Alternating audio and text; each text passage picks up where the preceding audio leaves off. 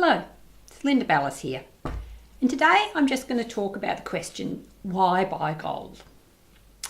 Here's just a little bit of information about the reasoning behind transferring money in the form of paper currency to the safety of gold. Paper money, as most people know it, actually isn't real and isn't backed by anything tangible. It's actually just paper that has values printed on it. Its purchasing power can change depending on how much of it there is in circulation and how much governments decide to print. This type of money is often referred to as a fiat currency. As comparison, another form of money is gold or silver, and this has real value because if you buy physical gold, you can only buy as much as has been physically mined. At the moment, the US dollar is a currency that all the currencies of the world are tied to. This came about as a result of the Bretton Woods Agreement after the Second World War, when the US dollar was first chosen as the world's base currency. At that time, it was backed with gold, so each US dollar had intrinsic value. However, in 1971, President Nixon decided to remove the US dollar from the gold standard. And as a result, today, the US dollar is no longer backed by gold or anything else.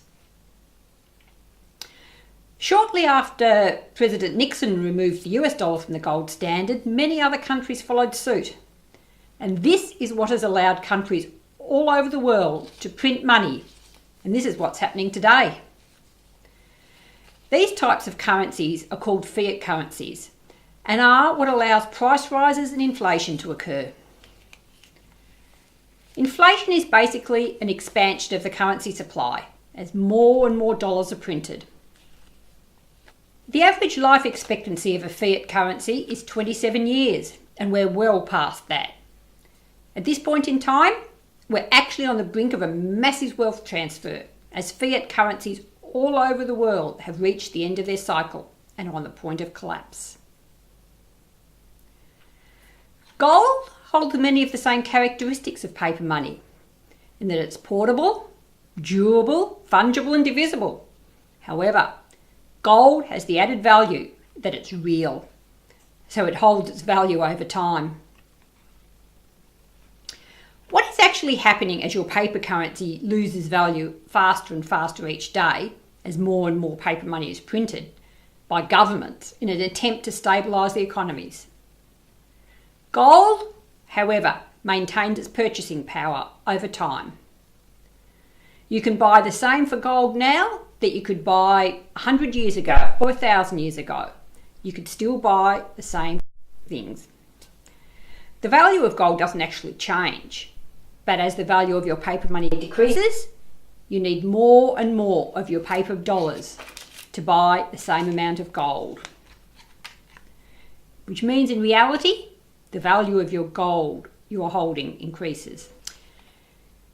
If you look at the graph in the link below, you can see that due to the decrease in the buying power of the dollar, one of the effects over time is that households have gone from one-income households to two-income households in an effort to just maintain their standard of living. Naturally, this has a whole other lot of flow-on effects to society as well. At the same time, the buying power of gold has increased.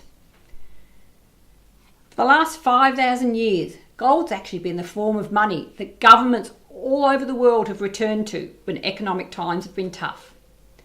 And it has always been the safeguard when everything else has failed.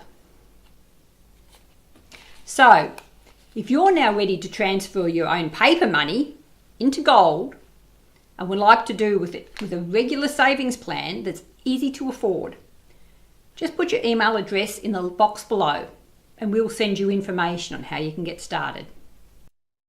Thank you for listening today, and I hope you understand the importance of why buy gold.